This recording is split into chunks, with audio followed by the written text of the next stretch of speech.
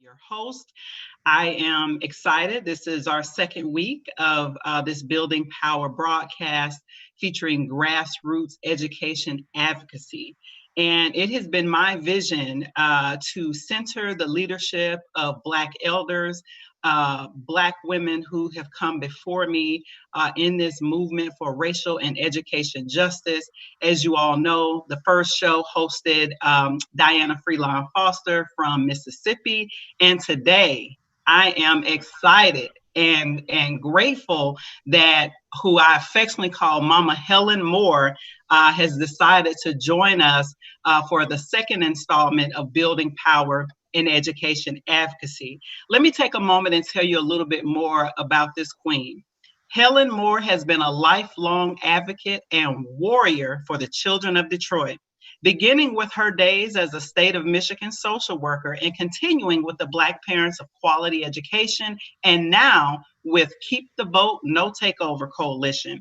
She is also a member of Detroit's Council of Elders. Ms. Moore educates her community on school district policy, students' rights, and other education-related legal issues and parental involvement efforts. Welcome, Mama Helen Moore. Thank you so much for agreeing to join us. Will you please introduce yourself and tell our audience a little bit more about yourself and how you got into advocacy? Hello, everybody. Thank you for having me on this show. It's really a pleasure, and I've known you for some time, so you've been following me a whole long times. And so we saw each other in court with the appeal of this case, which is so serious, and I know you take it that way too.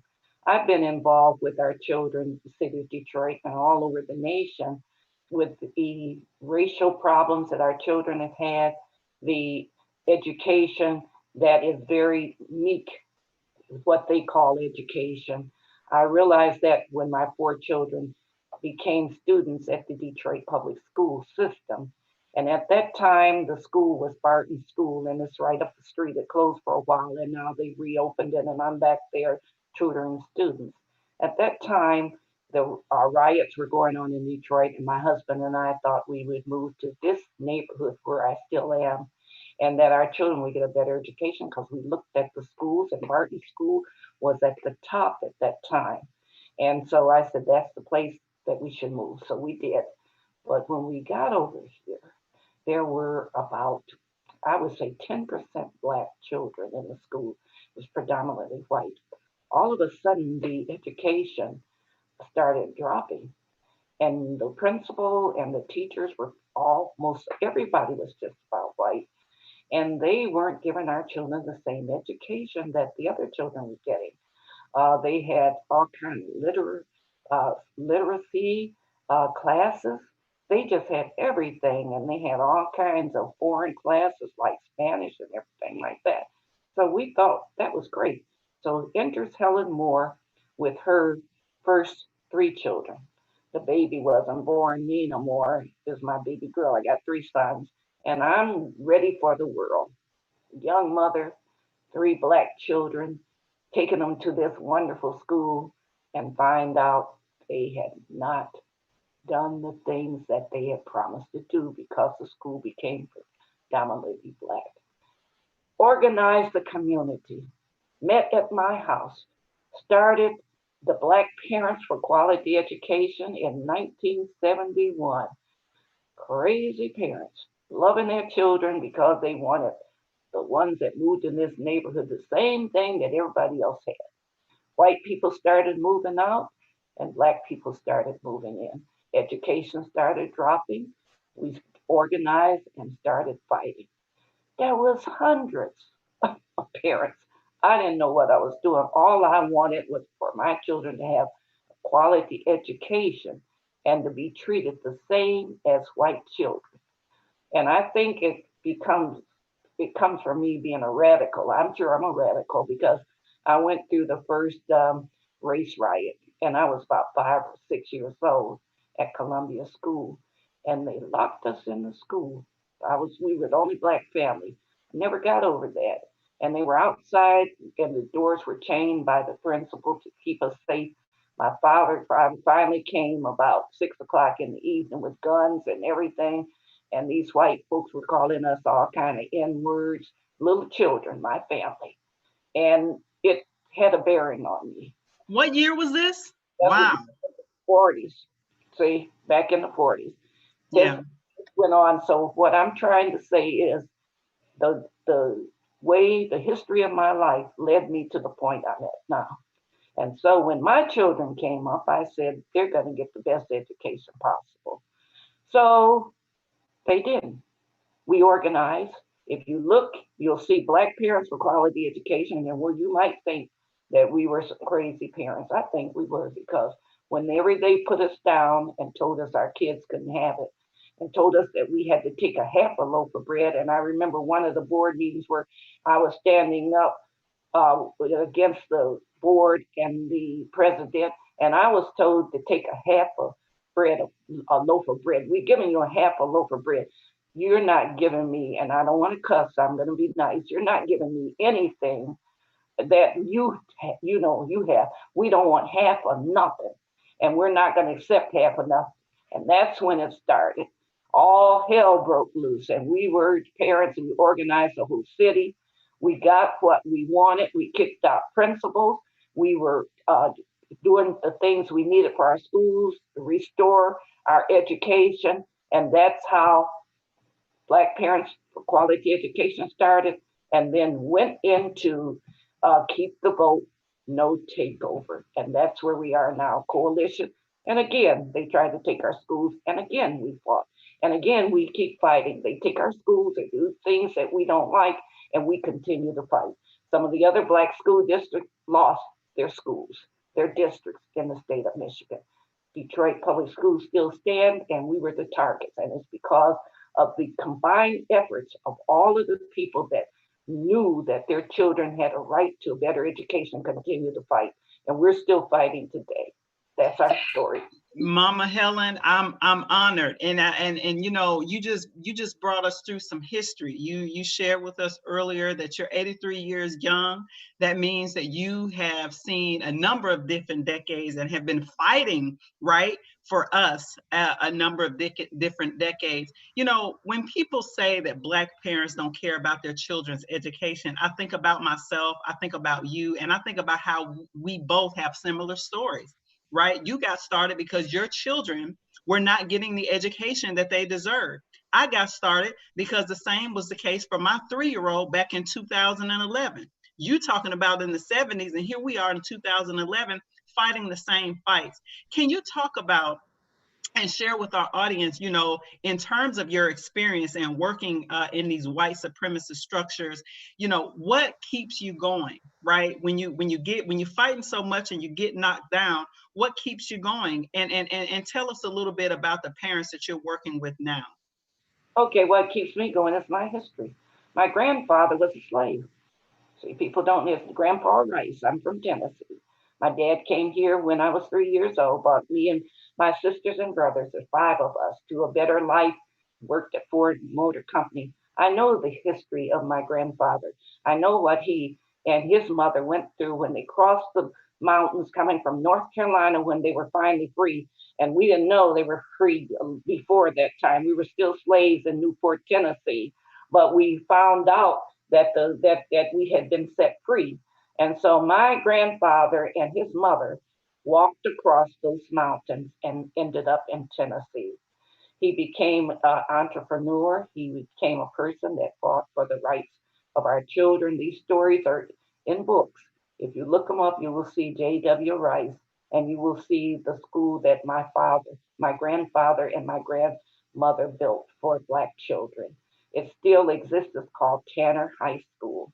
I think it's in my blood. I think that education, as we say in the Black Parents for Quality Education, is the road to freedom for our Black children.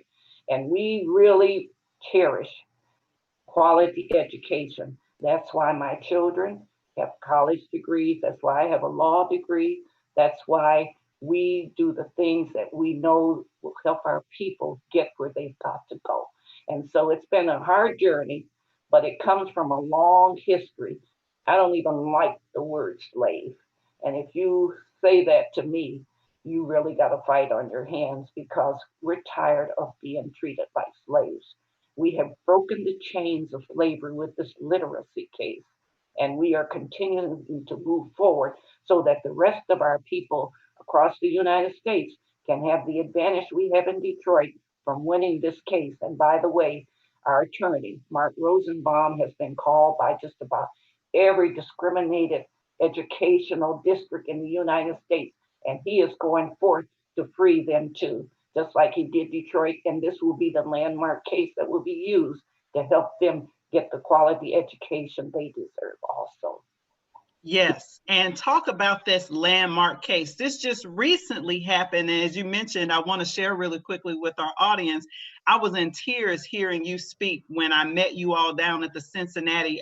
Cincinnati is a federal court, and you all would get on buses full of Black folks and allies, white people as well, and other allies, and drive down to Cincinnati. At the time, I was living in Dayton, and I knew you and Baba Victor Gibson, who is also an advocate and former educator in Detroit public schools. And I remember I met you all down there, and just to hear the passion out of your voice, out of his voice as a Black educator for many years, and out of the many parents that you all brought with me, it brought tears to my eyes that we are still fighting a literacy case in the 21st century. Can you tell us about that victory and tell us where it stands now? Tell us a little bit about how the literacy case got started. What was going on in Detroit public schools? Okay, that's just one of the cases. I won't even go back to the other time we had to go to Cincinnati on our other case that was landmark. They took the system away from us and we had to get our school board back. That's another story. He had about 8 to 12 bus loads. This time we were limited because we were told there wasn't that many spaces in the courtroom. So here we go down, people calling, wanting to get on the buses. So we had to limit it. We only had 2 buses, but when we got there, we had too many people. So everybody says, Mama Moore, you got to come in. I said, no, I don't have to come in. You young mothers, you young parents, mothers and fathers, and the students, you have to go in and you have to experience this because only a few of us can come in, and the rest of us will be out here marching and we will be protesting for the right to read. And so that's how that came about. They went in the courtroom, and of course, when they came out, we were standing there waiting to hear what happened. And our attorney and they took the microphone and they told us they thought they did a good job because the panel kept them over time and asked them the right question. And they felt real good about it. So that was when we was in Cincinnati. And then we came back to Detroit, and I think all hell broke loose. Our people wanted our children to have a quality education. We told them what was happening. We organized better. And then the next thing we know, we were told that there was a decision. And everybody, I got a call at night, and there was people on the line, and they know how I am, and I'm in Mark Rosenbaum. It's me, Helen. And I'm saying, oh Lord, we lost the case. I almost fainted. And all of a sudden, I heard their voices cheering and clapping, and they said, we won a landmark case, which will break the chains of slavery because our children now have a constitutional right to read. Now, ain't this 2020? Do you hear what I'm saying? I hear you. I hear you. 2020, and we still fighting to have the right to read in the United States of America. I want our listeners to hear that. It's a landmark case in 2020 that was brought by my understanding by students and parents, Black students and parents in the city of Detroit because they couldn't read. It's ridiculous. How do you go through 12 years of school and can't read? Now, here's a question. I don't know whether this will be controversial or not, but was the union supportive of the work that you all were doing? Here's what always happens. They said they were supportive, and some other people that generally fight us. And when we go to Lansing and we speak out, and all of a sudden things start shifting toward us, and then everybody gets on board. So they pretty much wait until they see which way the thing is going and they get on board. Now, there were some DFT members that are members of our group, and our coalition. And DFT stands for Detroit Federation of Teachers. And Okay. there was the new superintendent who is white, but he has 4 Black children and a Black wife. I had to keep reminding him of that too, and he's on board with us with the things that we're trying to do for our children. So that's pretty much what happened, you know. I understand it. I had a similar experience. So it's funny because I'm not surprised. When I was organizing in the state of Ohio, organizing for our children not to be criminalized and not to be kicked out of school and expelled when they're 3 years old. See, they're expelling black babies when they're 3 years old out of school. And when we began to organize, oh yeah, it's ridiculous.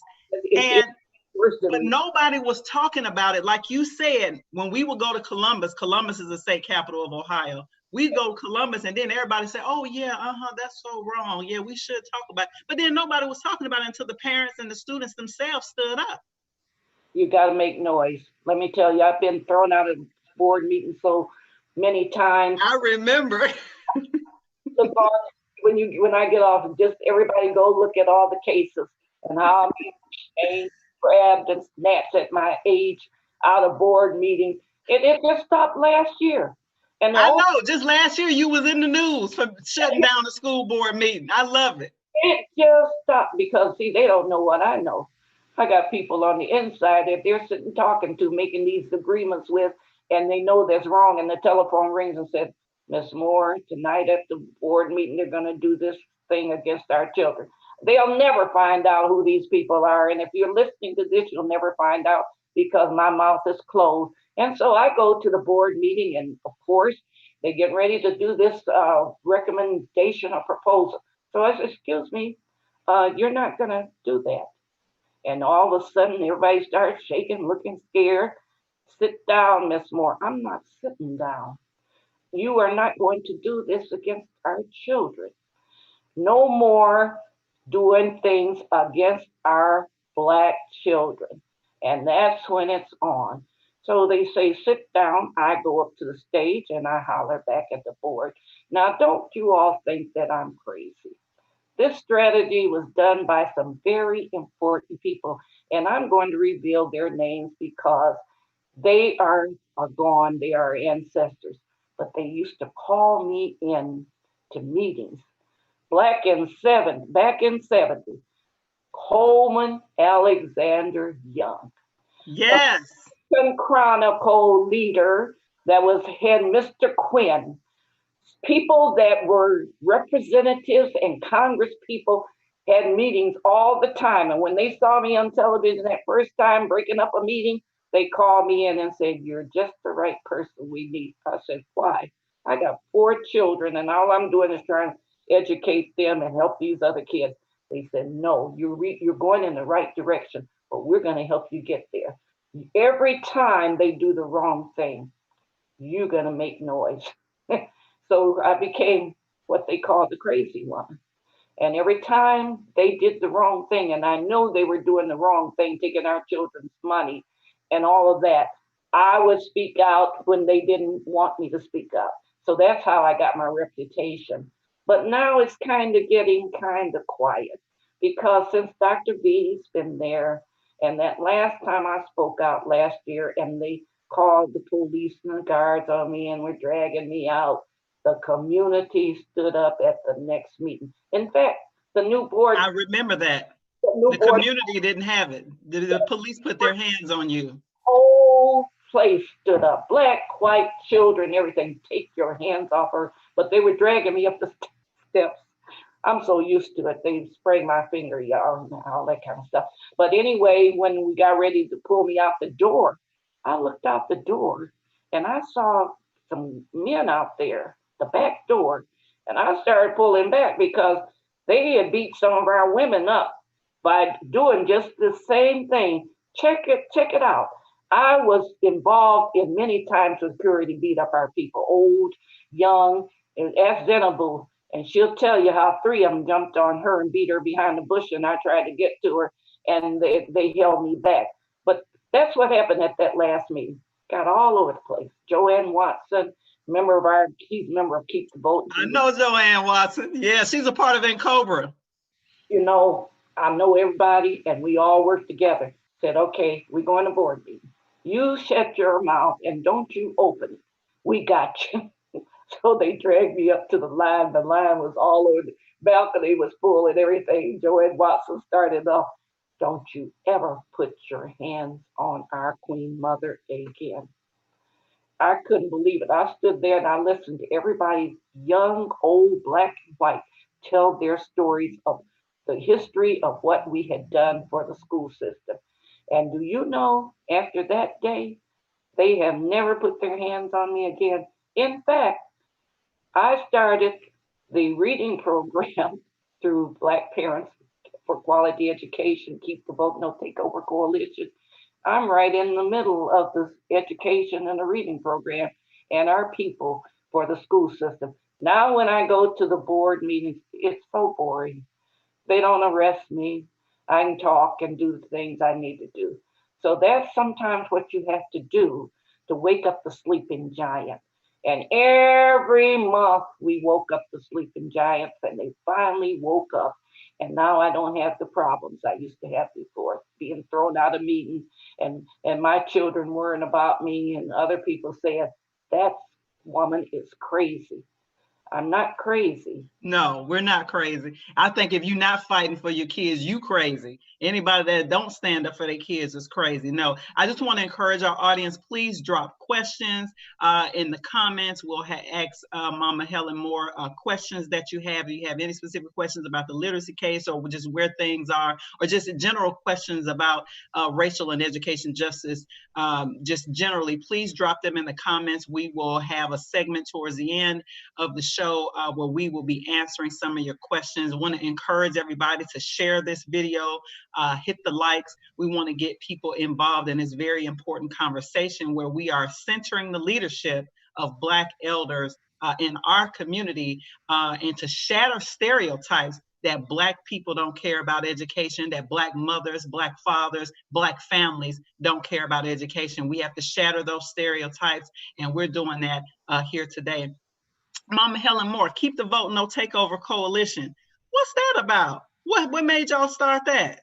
We started that when they got ready to take our right to vote away from us for the school board, and we were called together. Paul Taylor, Joanne Watson, this whole lot of Kwame Kenyatta. All of us said nope, they're not going to do it. So we met and we organized on the east side, and we decided that they're not going to do that. We're going to make sure that our kids get the education they need. So we hired some attorneys. Sharon McPhail was one, and when I say hire, we didn't have that much money, but they pretty much did it pro bono.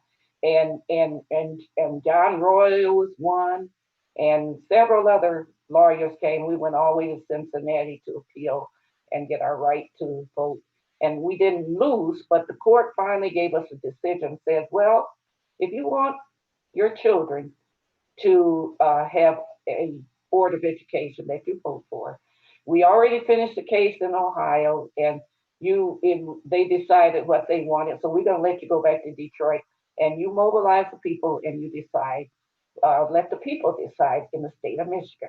Lord have mercy. We went into all the districts, and we sent our white friends up north. We sent them all over.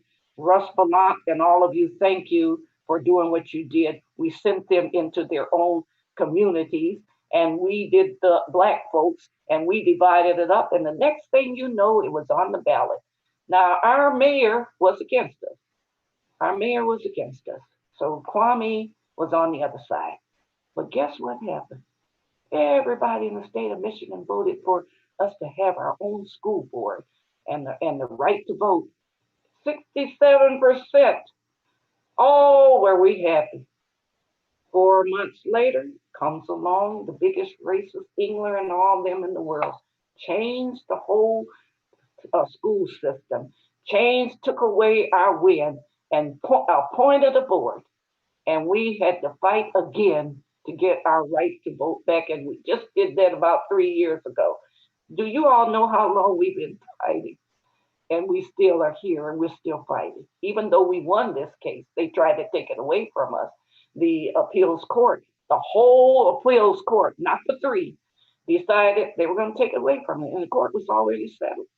Now I'm a nervous wreck at this point. Here they go again.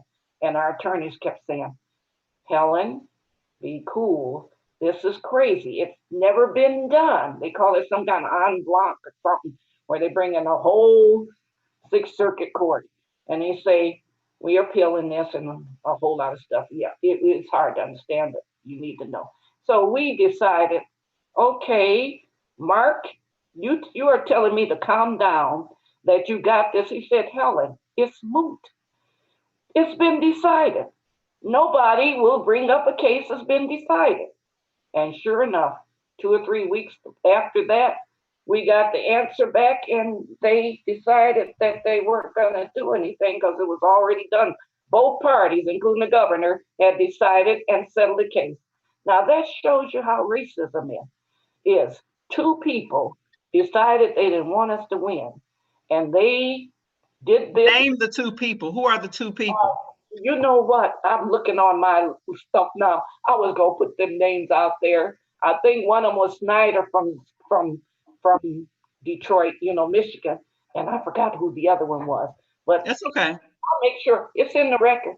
Just pull it up. I try to look at the cases now as we go. But we need to blast them all over the place.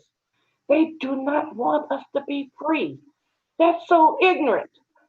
And I just can't grasp it. I'm telling you, I talked to my grandpa, I talked to my father and stuff he went through. And as a little girl, I'm still asked, and as a grown woman that's grandma and a great grandma, what is this thing with color? Is it more than we recognize it? Is it the sexual thing with our men that some people say are better than the white men? Is it the fact that even when they try to destroy us, we still rise again? By now they should have found out they can't destroy us. I don't understand racism because in my family, my grandmother, my grandmother's father was white.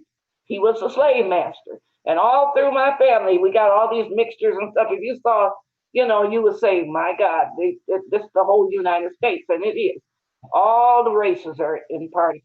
What the hell is wrong with people hating Black people and Black children, hanging them from trees, killing them, cutting them up? And I just read a story about the little children that were just born and how the slave masters fed them to alligators. I'm still trying to check that story out. Yeah, that's true. It was in Florida, yeah. In Florida. How could you be a human being and be so cruel that you try to keep other people down because of the color of their skin? And in my family, you can't tell who's white, but they all say they Black because that's who we are. It shouldn't make a difference. So that's what I've been fighting all these years for our children, and the struggle continues. The struggle definitely continues, and we're getting some questions in. I want to encourage people again, like this video, share it. This is very important information because it's a culmination. And to me, I wanted to start off this series because I wanted us to Sankofa. I want us to look back as we blaze forward. There's nothing new under the sun when it comes to anti-Blackness, when it comes to anti-Black racism. We're hearing it right now from Queen Mother, Mama Helen Moore, who's been on the front lines of this racial and education justice fight since the 40s, as she said. And so, again, the fact that anti-Blackness and the fact that they're filing lawsuits, they're organizing Black people 12 and 13 buses at a time to drive all the way down a 5-hour trip to Cincinnati, Ohio, to fight a case in federal court over education. Why is it that we are still fighting for the minds of our Black children? And so I think, we understand that what the answer to that question is certainly anti-Blackness, but it's certainly this, white savage supremacy that people want to hold on to. I wanted to share with you, just in case you didn't see it, but just recently, a Black man, a brother down in Baton Rouge, Louisiana, was getting his mama Helen Moore on. He was at the school board meeting, shutting it down. Did you see it? He shut the school. I said, look at him. And I'm just saying, you know, we're fighting all over the country. We're fighting all over the country. They got school buildings named after Confederate generals, savage slave masters, and they got white women on the school board who trying to hold on to that. She's sitting up there shopping while everybody is talking about it. Did you see it? I saw it. I said, go ahead, brother. Go ahead. And he let her have it. You know, he let the whole school board have it. And so I think this is a good segue, Mama Helen, because I want, you know, we got to talk about this, because one of the things that we're not talking about from that video that brother put out is the fact that at the tail end of the video, he said, now to the Black school board members, this is the most solidarity we done seen out of y'all in a long time. And people ain't concentrating on that. But see, my organizing experience said, let's concentrate on that now, because we got people that's sitting in positions of power who look like us, who are not with us on this justice fight. Can you tell us about your experience with that, Mama Helen? I can tell you about how we were up and down the road with 50 Cent over the fact that we were trying to get our right to vote back, going back and forth to Lansing. Y'all know it's about 90 miles from Detroit. Me, Victor, Tom Pedroni, several more in cars, going up there to fight for our right to vote. And do you know that we would get up there and some of our people with the organizations that are head of them and everything actually fighting against us or very quiet, shut their mouths up as we made our presentation. Coleman Alexander Young Jr. was helping us all the way. I'm sorry he's not up there anymore. We met with him when we get up there, and he would give us a briefing on what they're trying to do to Detroit. Day after day, we're going to Lansing to fight for our children. And do you know what broke it? The very fact that they had these schools, what did they call them? I don't think they called them emergency manager, but they took about 15 schools that they gave to these other folks to do, and they all failed. And thanks be to God, we go to Lansing, and they still fighting us. And then all of a sudden, the word came out that one child out of those thousands that they had taken out of the Detroit public school, one child passed the standardized test. Thank you, Jesus, for the evidence we need. And so they were talking their stuff, and Helen Moore raises her hand and she stands up and says, but Board of Education legislators, out of all those 1,000 children that you took away, that you're going to educate better than the children that were in the regular school system, one child passed, mouths dropped, everybody looked stupid, and they reversed the thing a few weeks later and gave us those schools back. You just got to have faith. And that's what we've been doing the whole time. And every time they bip, we bop. And we end up, it may take a long time, but we end up winning. I just appreciate you. We're getting in a couple of questions I want to ask you. So one of the questions that we just got in, Mama Helen, and this is from our listening audience who've been listening, they're asking, can you talk about how the water issues affect the children and education in Detroit? I'm so grateful. I pretty much know who's asking that question. Yeah, the clothes cut off all the water fountains, and the kids were drinking out of them, and we hollered, stop, the water is contaminated, don't let them drink out. And we made so much noise and so much at the school board meetings about that nasty water that they finally bought whatever those things they use in every school, not just one school. They bought them for all the schools, and the children have safe water now. Took a long time, and they were talking about the money. The money doesn't mean anything when it's our children's lives. Now, we don't know if any of that has affected our children this day, but we were successful in them replacing the pure water that's not contaminated. Right, because you're having some similar issues as they had in Flint with all of the contamination and lead in the water, which we know is extremely problematic. So I appreciate you all for continuing to advocate on that. The second question we have, and this is a very important question to me, it says, Detroit used to be the center of African-centered education. In Mother Moore's opinion, what do you attribute this to? And is the school district still African-centered? Nope. And Kwame Kenyatta, the day we marched down at that school down in Warren, whatever was close to Warrenville, as they call it, and those people were shooting at our children. It was an African-centered education school. And we had to leave that area, and we marched and protest that day. And we've been pushing for African-centered education for years.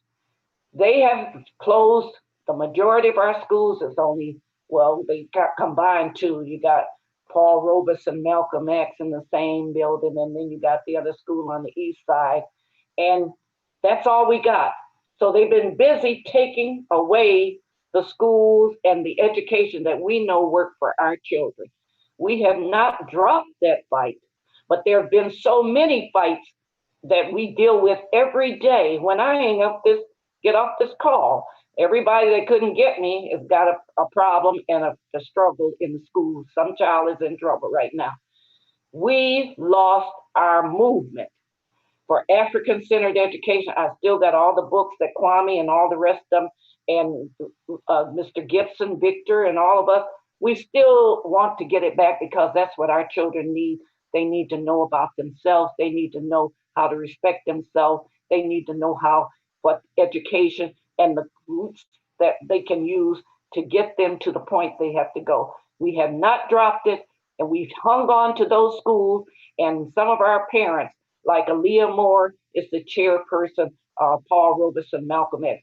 We are still involved, and we're not going to let it go.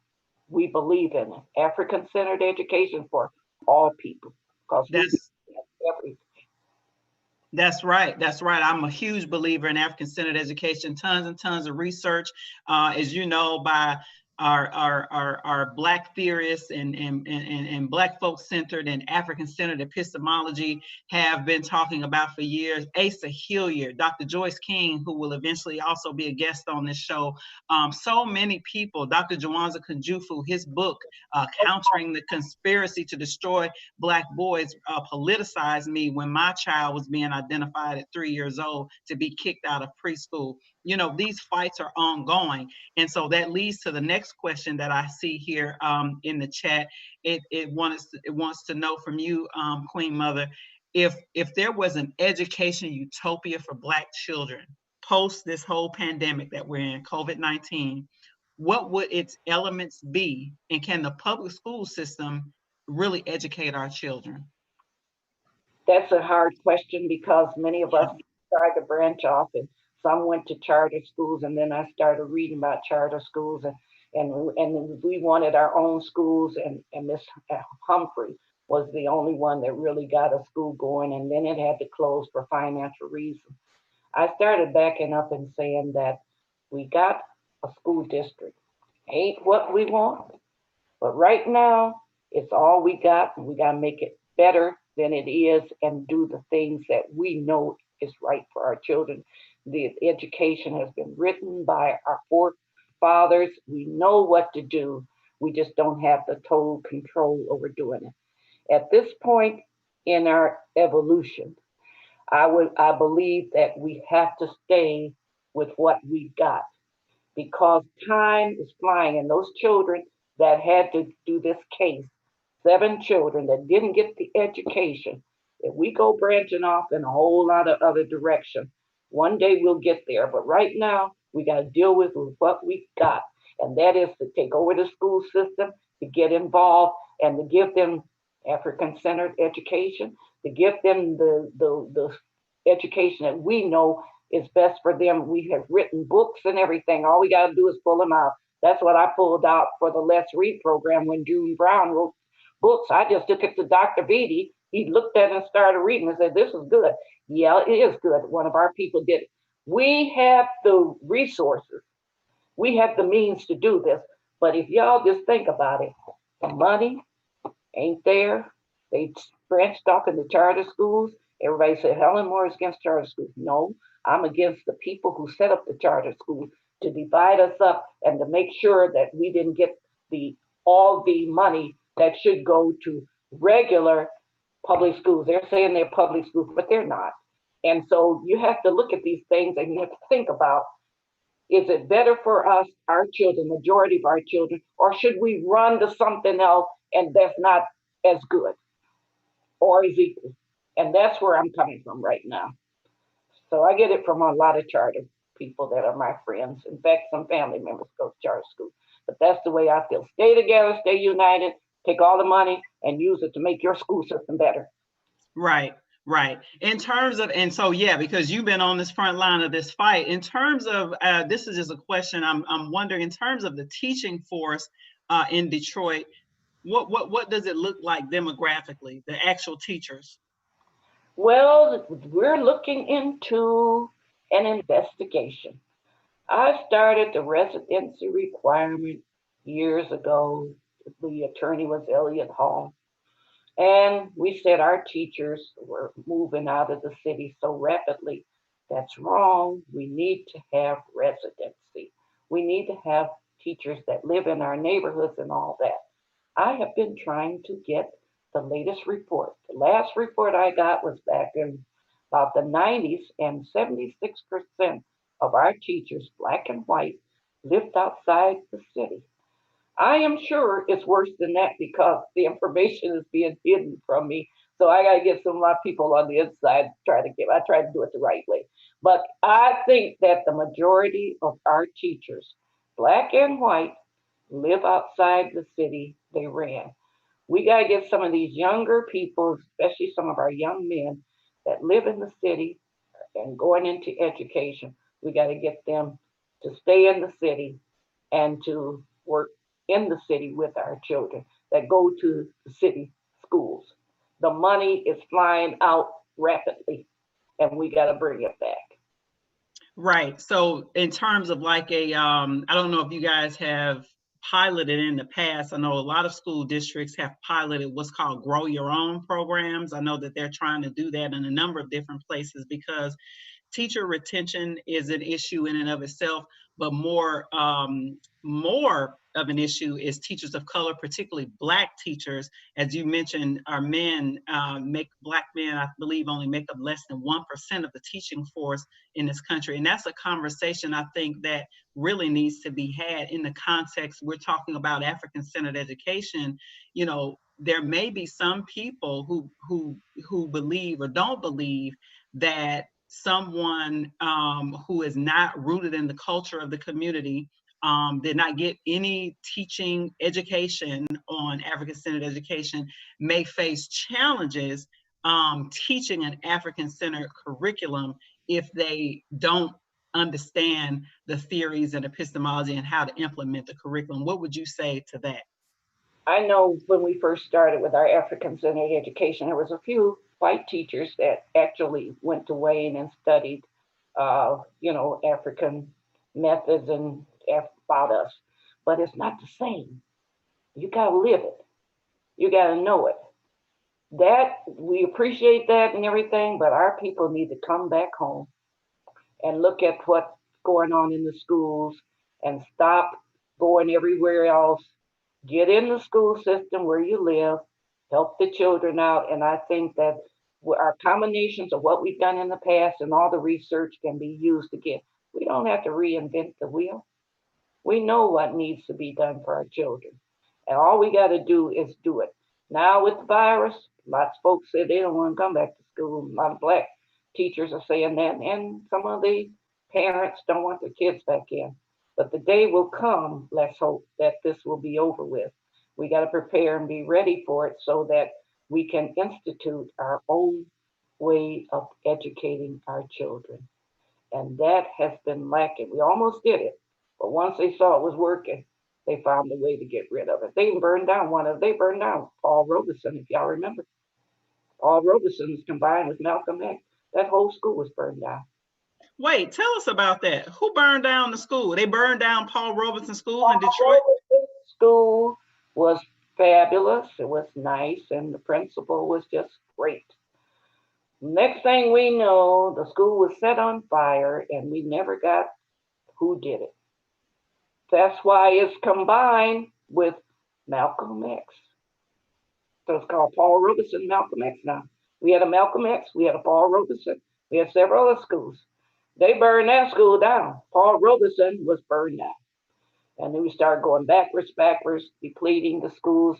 We didn't have a superintendent. We had appointed boards and all that. None of them was interested in what we were interested in. All they wanted to do was make sure we didn't continue. They were doing everything in their power to destroy us, like they did some other black districts in the state of Michigan. But we were held bound on making sure they didn't do it. It kept us up all night. We were meeting small groups, keep the vote, no takeover, whole lot of groups on the east side doing everything we could to make sure they didn't close Detroit public schools down, which was the target.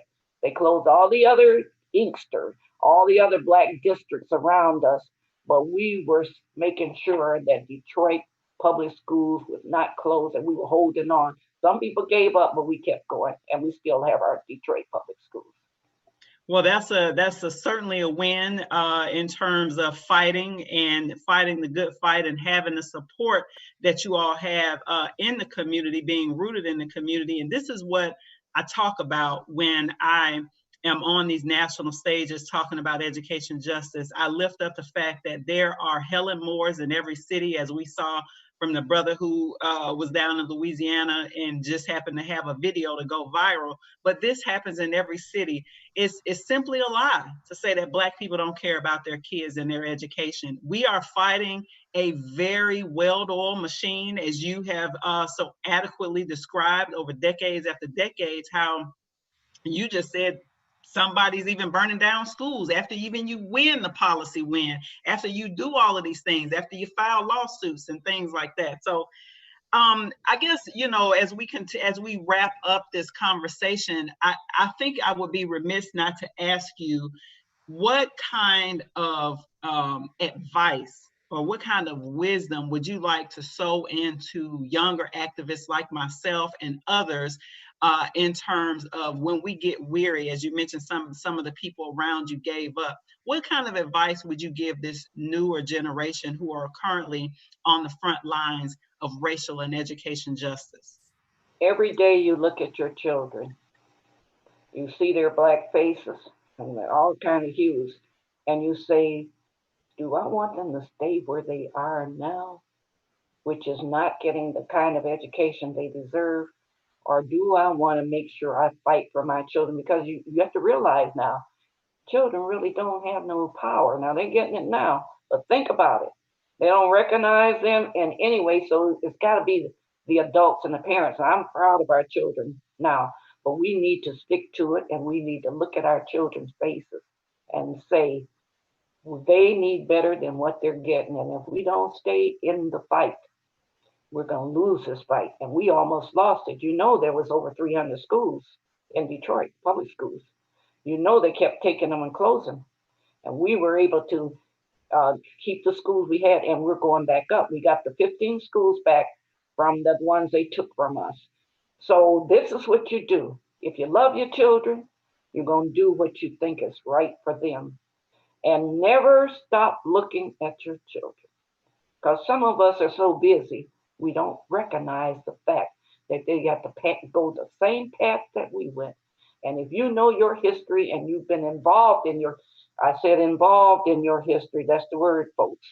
If you've been involved, you do not want your children to go through what some of us have gone through. We got to stop this racism. We got to stop this superiority.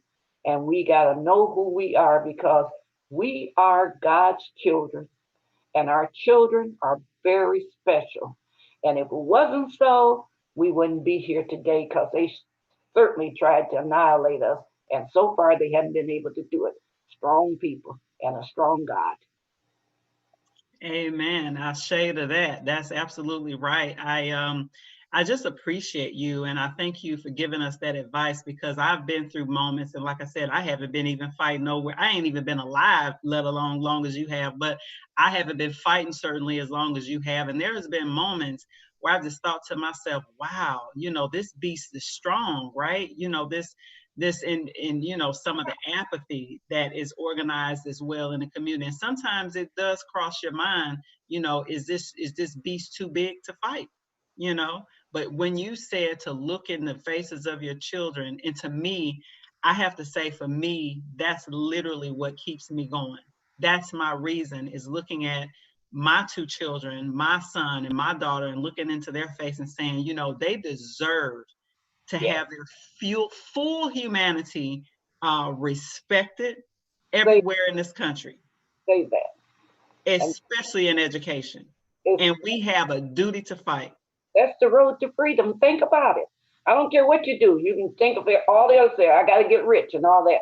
But if you got an educated black person, it's worth $1 million a piece or more. Think about it. It's if they have their mind and their hearts in the right place. That's right. And you said you went to law school, but you decided to fight. I decided, I went to law school, I took the exam.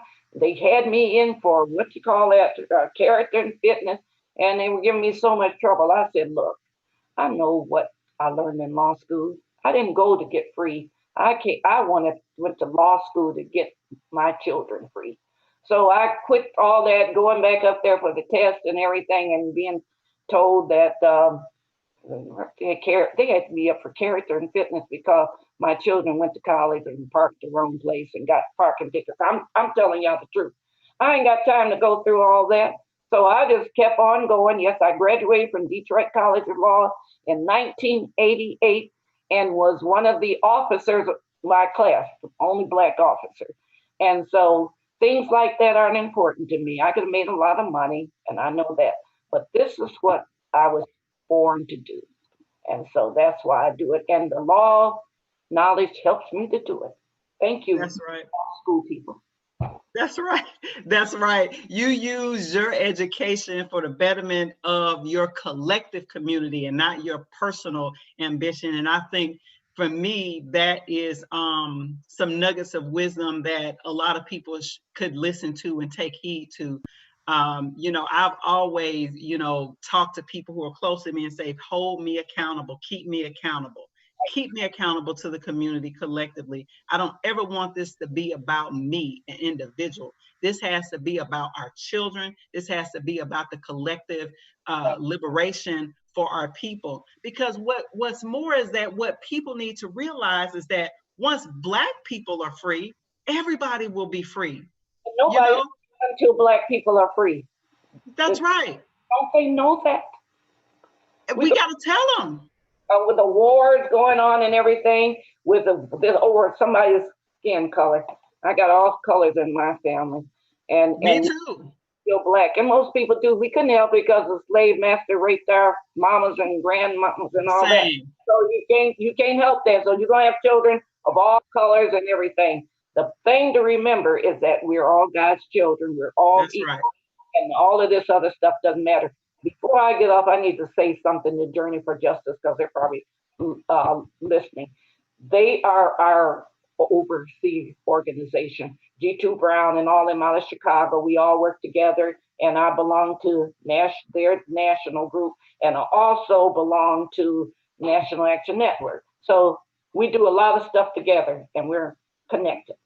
Yes, the National Action Network, which is, for people who don't know, is Reverend Al Sharpton's group. They have a Detroit chapter, right? We do. Reverend Charles Williams is our president. I'm the chairperson of the Education Committee. Amazing. And I know that you all are doing good work and collective work, and I'm glad that you're connected to all of these different national organizations who can help bring light and help bring some visibility to a lot of the work that's happening on the local level. All politics is local. People need to understand that. And we've got to make sure that we're supporting and resourcing grassroots groups, because as we can hear just from this entire call, that's where the work is. That's where the people are pounding the pavement. education, policing, all of these different things are very local issues. Sure, the funding comes from the federal government, from the state, and from the city, and all these different things, and taxes. But when it comes to governance and when it comes to local power, that you have to dig into what's happening at the local level, meaning your school board, your city council, if you live in a community as a county council, whatever. But it has to be local, and we have to have our national groups helping to support the local groups on the ground. And so I'm happy that you all have that support with the National Action Network and the Journey for Justice Alliance. This has been wonderful, Mama Helen. Do you have any last words you'd like to share before I kind of wrap us up and introduce our next guest for next week? Yes, I do, because just before we got on, I was talking to Pamela Pugh from State Board of Education. We got a big forum coming up Saturday at 2 o'clock on, well, just like we're doing it now. So at 2 o'clock, everybody tune in. We got a lot to tell you about the literacy case and about education and about racism and how we can kill the beast. Yes, yes. So that's at 2 o'clock on Saturday, and that's with the State Board of Education in Michigan. It's about a group of us people that are working with the literacy case from every faction, including Jamari, the student, several of us, Lamar Lemons. We're going to tell you everything you need to know about the case and how we move forward. Okay? 2 o'clock. Okay. All right. Well, I'm going to follow up with you then after this show to get the link so that we can share it with people and people can hopefully join and learn a little bit more about that. So I'll check in with you after this call so I can get that information and we can put it out for you. Okay, it'll be online today and I'll share it with you. Yes, ma'am. This has been an honor to have you on here, and I really hope that our audience really appreciated hearing the wisdom that we heard from you in this fight for racial and education justice, because this is building power. You are a case of what it is to build power locally for education justice for all children, but for Black children, because we know all across this country, it's Black children who are labeled not to be proficient when it comes to achievement in academics. So we have to support grassroots advocacy and build power with local parents and grandparents, just like yourself, Mama Helen. In terms of next week, you guys, I hope you all enjoyed this show. We will be having another guest, and we'll be talking about grassroots advocacy, not just K through 12, but we'll also look at what grassroots education advocacy and what building Black power actually looks like in 2020 with our guest, Brother Omawale, next week. He is out of Philadelphia, Pennsylvania.